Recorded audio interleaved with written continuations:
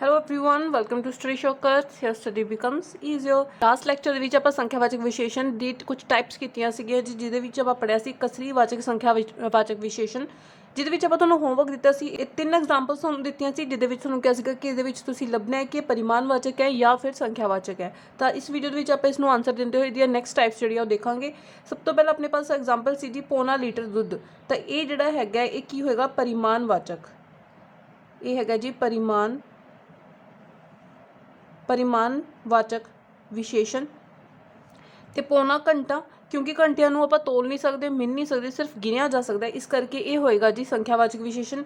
संख्यावाचक भी किहड़ा? कसरीवाचक संख्यावाचक विशेषण। अगर तुहानूं नहीं पता कि कसरीवाचक संख्यावाचक विशेषण की हुंदा है तो तुसीं अपनी लास्ट वीडियो जाके देख सकते हो। उहदे विच हर एक चीज़ परिमाणवाचक संख्यावाचक उन्हां दोनां दे विच डिफरेंस ते कसरीवाचक डिटेल दे विच आपां समझाए हैं। सो पौना घंटा की है जी कसरीवाचक संख्यावाचक विशेषण। इसी तरह सवा घंटा भी की है जी कसरीवाचक संख्यावाचक विशेषण।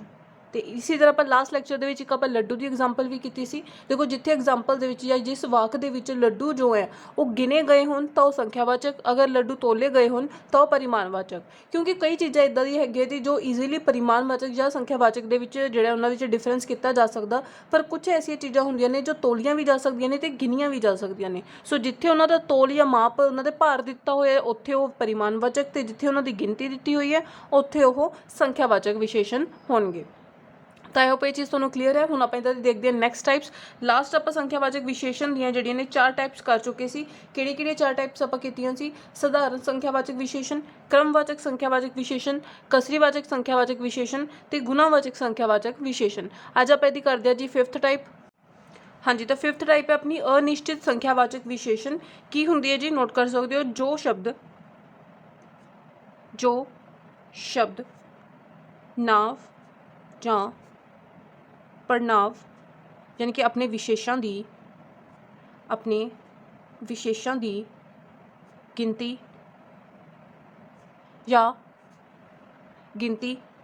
या संख्या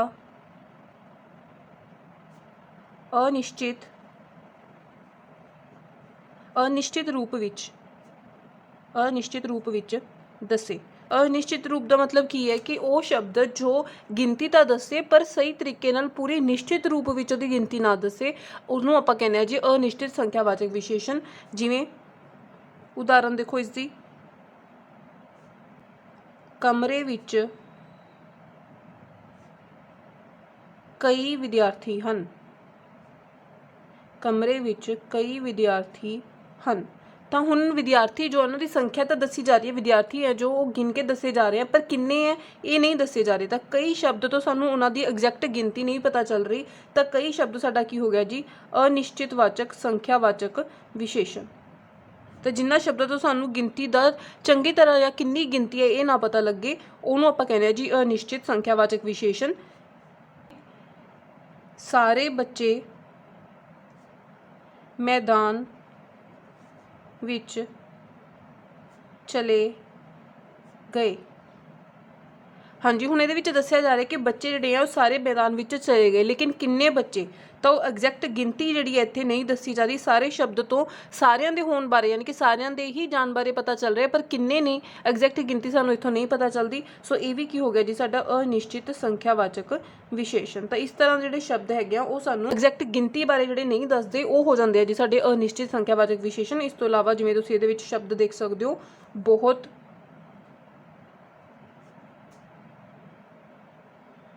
कुछ,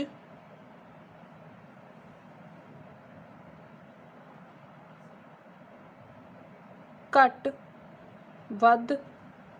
तो इस तरह के कुछ शब्द है जी जितना तो सानू एग्जैक्ट संख्या के बारे नहीं पता चलता।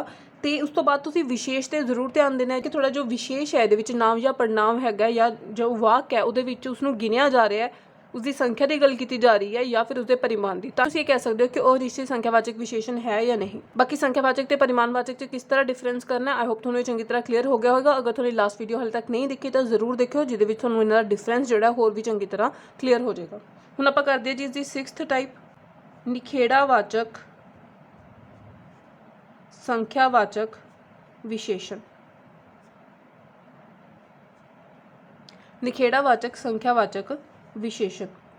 ਜਿਵੇਂ ਤੁਹਾਨੂੰ ਨਾਮ ਤੋਂ ਪਤਾ ਚੱਲ ਰਿਹਾ ਹੋਵੇਗਾ ਨਿਖੇੜਾ। ਨਿਖੇੜਾ ਮਤਲਬ ਨਿਖੇੜਨਾ, ਕਿਸੇ ਚੀਜ਼ ਨੂੰ ਅਲੱਗ ਕਰਨਾ। ਜੋ ਸ਼ਬਦ ਨਾਂਵ ਜਾਂ ਪੜਨਾਂਵ ਯਾਨੀ ਕਿ ਆਪਣੇ ਵਿਸ਼ੇਸ਼ਾਂ ਨੂੰ ਇਸ਼ਾਰੇ ਨਾਲ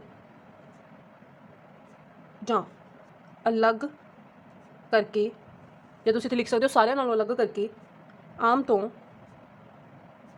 ਖਾਸ ਬਣਾਓ।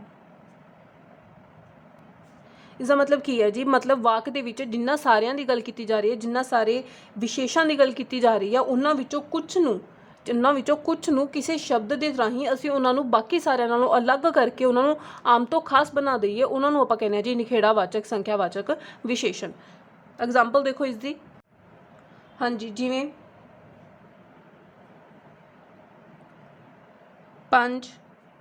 5 ਬੱਚੇ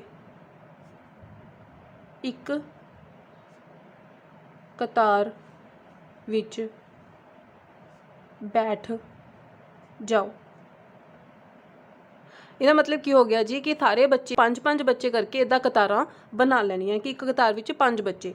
ਤਾਂ ਇਸ ਤਰ੍ਹਾਂ ਅਸੀਂ ਸਾਰੇ ਬੱਚਿਆਂ ਵਿੱਚੋਂ 5 ਬੱਚੇ ਦੀ ਜਿਹੜੀ ਕਤਾਰ ਹੈਗੀ ਹੈ ਉਹਨੂੰ ਆਪਾਂ ਕੀ ਕਰਤਾ, ਅਲੱਗ ਕਰ ਦਿੱਤਾ ਕਿ 5 ਬੱਚੇ ਜਿਹੜੀਆਂ ਨੇ ਉਹ ਇੱਕ ਕਤਾਰ ਵਿੱਚ ਬੈਠ ਜਾਓ।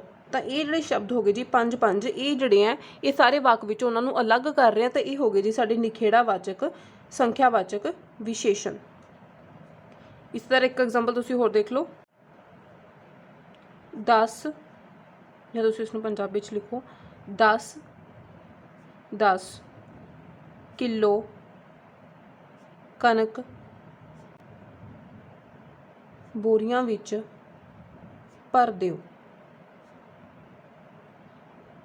ਤੇ ਇਹਦਾ ਮਤਲਬ ਇਹ ਹੋ ਗਿਆ ਜੀ ਕਿ ਇੱਕ ਬੋਰੀ ਵਿੱਚ 10 ਕਿਲੋ ਕਣਕ ਭਰ ਦਿੱਤੀ ਜਾਵੇ। ਤਾਂ ਇਹ ਸ਼ਬਦ ਕੀ ਹੋ ਗਏ ਸਾਡੇ ਨਿਖੇੜਾਵਾਚਕ ਸੰਖਿਆਵਾਚਕ ਵਿਸ਼ੇਸ਼ਣ। ਹਾਂਜੀ, ਹੁਣ ਆਪਾਂ ਕਰਨ ਲੱਗੇ ਹਾਂ ਆਪਾਂ ਸੰਖਿਆਵਾਚਕ ਦੀ 7ਵੀਂ ਟਾਈਪ ਤੇ ਆਖਰੀ ਟਾਈਪ ਸਮੁੱਚਤਾਵਾਚਕ ਸੰਖਿਆਵਾਚਕ ਵਿਸ਼ੇਸ਼ਣ। ਦੇਖੋ, ਸਮੁੱਚਤਾ ਸ਼ਬਦ ਤੋਂ ਤੁਹਾਨੂੰ ਪਤਾ ਚੱਲ ਰਿਹਾ ਹੋਵੇਗਾ ਕਿ ਸਾਰਾ, ਸਮੁੱਚਤਾ ਦਾ ਮਤਲਬ ਹੁੰਦਾ ਸਾਰਾ, ਜਿੰਨਾ ਹੈਗਾ ਉਹਨਾਂ ਸਾਰੇ ਦੀ ਜਦੋਂ ਗੱਲ ਕੀਤੀ ਜਾਂਦੀ ਹੈ ਉਦੋਂ ਆਪਾਂ ਕਹਿੰਦੇ ਹਾਂ ਸਮੁੱਚਤਾਵਾਚਕ। ਤਾਂ ਤੁਸੀਂ ਨੋਟ ਕਰ ਸਕਦੇ ਹੋ, ਜੋ ਸ਼ਬਦ ਆਪਣੇ ਨਾਂਵ ਜਾਂ ਪੜਨਾਂਵ ਯਾਨੀ ਕਿ ਆਪਣੇ ਵਿਸ਼ੇਸ਼ਾਂ ਦੀ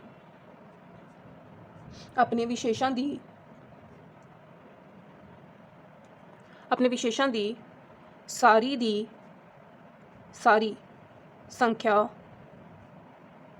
ਬਾਰੇ ਦੱਸੇ।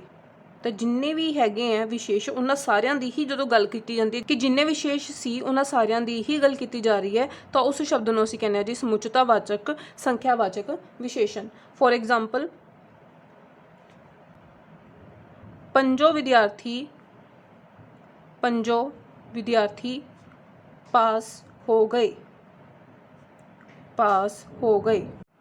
ਹਾਂਜੀ, ਇੱਥੋਂ ਸਾਨੂੰ ਪਤਾ ਚੱਲ ਰਿਹਾ ਕਿ 5 ਵਿਦਿਆਰਥੀ ਜਦੋਂ ਆਪਾਂ ਗੱਲ ਕਰ ਰਹੇ ਹਾਂ ਤਾਂ ਇੱਥੋਂ ਇਹ ਸਾਫ਼ ਦਿਖਾਈ ਦੇ ਰਿਹਾ ਕਿ ਵਿਦਿਆਰਥੀ ਟੋਟਲ ਵਿੱਚ ਵੀ 5 ਹੀ ਸਨ ਤੇ 5 ਦੀ ਹੀ ਗੱਲ ਕੀਤੀ ਜਾ ਰਹੀ ਹੈ ਕਿ ਉਹ ਸਾਰੇ ਹੀ ਪਾਸ ਹੋ ਗਏ। ਤਾਂ ਇਹ ਜੋ ਸ਼ਬਦ ਹੈ ਇਹ ਸਾਡਾ ਬਣ ਜਾਏਗਾ ਜੀ ਸਮੁੱਚਤਾਵਾਚਕ ਸੰਖਿਆਵਾਚਕ ਵਿਸ਼ੇਸ਼ਣ। ਤਾਂ ਇਸ ਤਰ੍ਹਾਂ ਜਿਹੜੇ ਸ਼ਬਦ ਤੋਂ ਸਾਨੂੰ ਇਹ ਪਤਾ ਚੱਲੇ ਕਿ ਉਹ ਸਾਰੇ ਵਿਸ਼ੇਸ਼ਾਂ ਦੀ ਗੱਲ ਕਰ ਰਿਹਾ ਉਹ ਸਾਡਾ ਬਣ ਜਾਂਦਾ ਹੈ ਸਮੁੱਚਤਾਵਾਚਕ ਸੰਖਿਆਵਾਚਕ ਵਿਸ਼ੇਸ਼ਣ। ਤੇ ਇਸ ਤਰ੍ਹਾਂ ਆਪਾਂ ਸੰਖਿਆਵਾਚਕ ਵਿਸ਼ੇਸ਼ਣ ਦੀਆਂ ਅੱਗੇ ਜਿਹੜੀਆਂ 7 ਟਾਈਪਸ ਸੀ ਉਹ ਕੰਪਲੀਟ ਕਰ ਲਈਆਂ, ਜਿਹਦੇ ਵਿੱਚ ਅੱਜ ਆਪਾਂ 3 ਟਾਈਪਸ ਕੀਤੀਆਂ। ਆਈ ਹੋਪ ਤੁਹਾਨੂੰ ਡਿਟੇਲ ਦੇ ਵਿੱਚ ਸਮਝ ਆਈਆਂ ਹੋਣਗੀਆਂ। ਜੇ ਤੁਹਾਨੂੰ ਲਾਸਟ 2 ਵੀਡੀਓਜ਼ ਨਹੀਂ ਦੇਖੀਆਂ ਉਹ ਜ਼ਰੂਰ ਦੇਖਣਾ, ਕਿਉਂਕਿ ਉਹਦੇ ਵਿੱਚ ਆਪਾਂ ਡਿਟੇਲ ਦੇ ਵਿੱਚ ਜੋ ਡਿਫਰੈਂਸਿਸ ਨੇ ਜਾਂ ਜੋ ਡਾਊਟਸ ਆਉਂਦੇ ਆ ਬੱਚਿਆਂ ਨੂੰ ਉਹਦੇ ਬਾਰੇ ਆਪਾਂ ਉਹਦੇ ਵਿੱਚ ਗੱਲ ਕੀਤੀ ਹੈ। ਜੇ ਤੁਹਾਨੂੰ ਵੀਡੀਓ ਵਧੀਆ ਲੱਗੀ ਹੋਵੇ ਤਾਂ ਪਲੀਜ਼ ਵੀਡੀਓ ਨੂੰ ਲਾਈਕ ਕਰੋ, ਵੱਧ ਤੋਂ ਵੱਧ ਸ਼ੇਅਰ ਕਰੋ ਤੇ ਆਪਣਾ ਫੀਡਬੈਕ ਮੈਨੂੰ ਕਮੈਂਟ ਸੈਕਸ਼ਨ ਦੇ ਵਿੱਚ ਜ਼ਰੂਰ ਦਿਓ। Thank you.